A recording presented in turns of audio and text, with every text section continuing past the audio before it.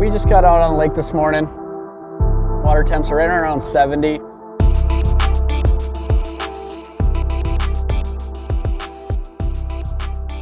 We're just on a fairly clear natural lake today. A lot of deep water, and there's a ton of flats up near the bank, and then slowly tapers out into 100, 150 feet.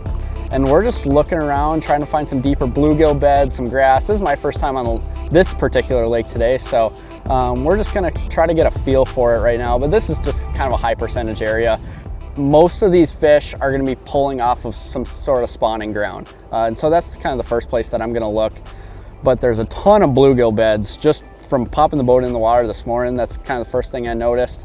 Bunch of bluegill beds, bunch of grass, and some hard bottom. So I'm gonna lay a waypoint right here. There's about 100 to 200 bluegill beds. I'm gonna go ahead and drop a dot here. There's both largemouth and smallmouth in this lake, and what people don't realize is that smallmouth hang around grass way more than people think. And so there's probably gonna be some smallmouth and largemouth mixed in here. Here's a bunch more bluegill beds.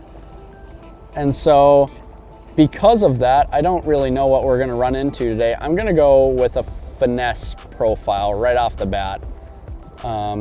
Probably gonna throw a Neko rig around, and if there's smallmouth in the area, they will for sure eat it. Obviously largemouth will definitely bite a Neko rig as well. Bass always seem to hang around the forage at all times of the year. It's never a bad thing to look for. And this is where a lot of the stuff's gonna go down. But anywhere around this area, we just went down this one side of the point.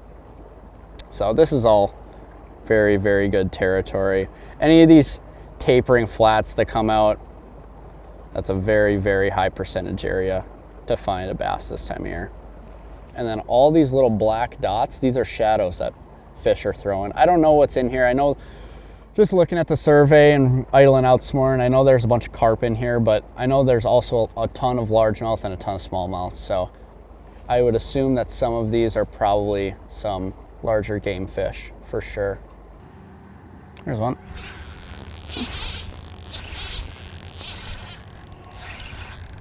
Coming up. We're just making our way down this bank. There's so many bluegill beds on this break. I'm just gonna keep making my way down, cover as much water as possible today. But this break's definitely got some fish on it, there's no doubt about it. Here he comes. You can see what he's in right here. There's a little strand of cabbage, and it just seems like there's grass, you know, kind of spread out throughout these bluegill beds, and then the bluegill beds are actually on the hard bottom inside the grass patches.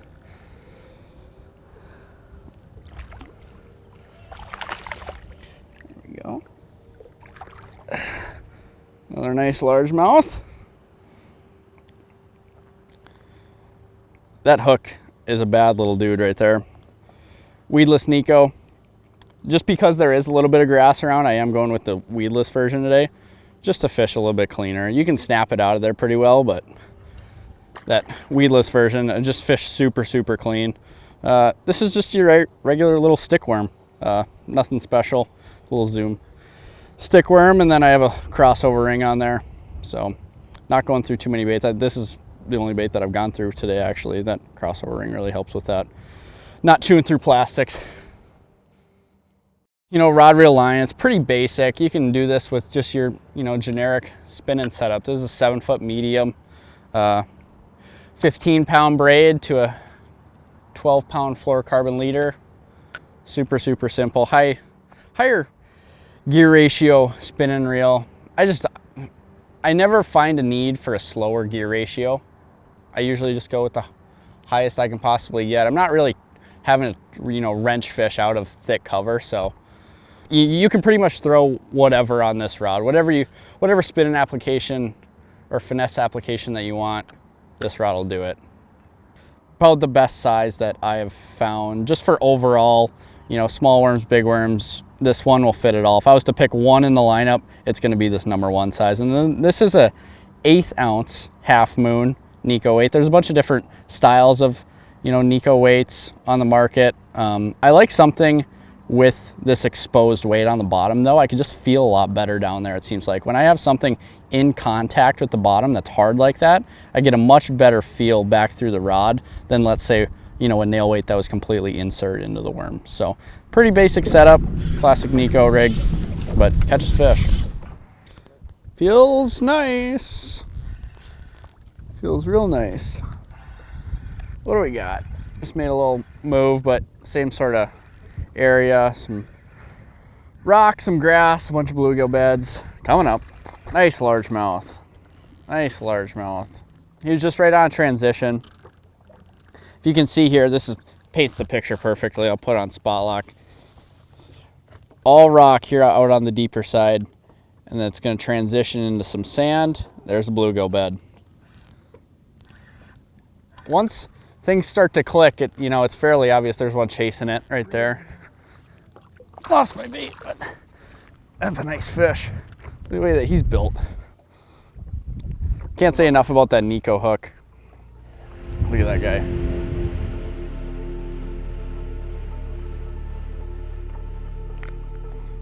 Simple as that. You know, once you see it on your electronics, it's fairly obvious. You get a couple bites, you can really figure out where these fish are going to be positioned, and you can just go replicate it. All right, guys, so here's this little bluegill colony. It's just like what we graphed on side imaging, spun back around. This is what it looks like on 360. So I'm kind of tossing my bait in and around, but you can see as this thing populates, it's always, you know, making a new picture. There's these little tiny specks that are popping up that are mingling around this colony, and those are all bass. They're kind of coming and going from this colony, and that's just classic fish movement.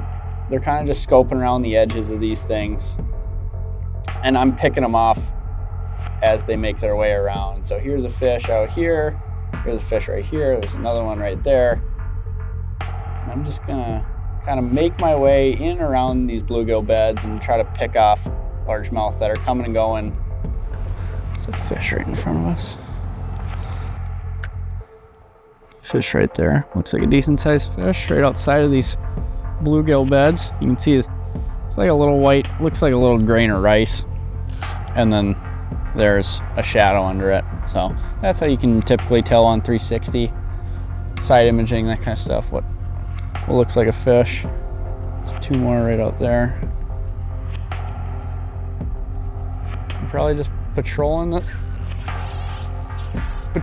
edges of the bluegill beds. God, that's so cool. You know, just like, it's like if you were able to see it up shallow, but then, oh, there's a big smallmouth. There's one following it, I think. Isn't it? Yeah. No, it's a big green one. Big green one. It looks like there was a smallmouth following it though. But it's just like if you're able to see it up shallow, but then you come out here in 11, 12 feet of water where you can't see the bottom, and you just relate it, you know? This is your eyes underwater. It's pretty darn cool. That was probably those two fish that we saw. It looks like there's 3 or 4 more down there. That is a nice largemouth. Post spawn, just coming back out here. Feeding up. This is a really good way to catch them. That's awesome.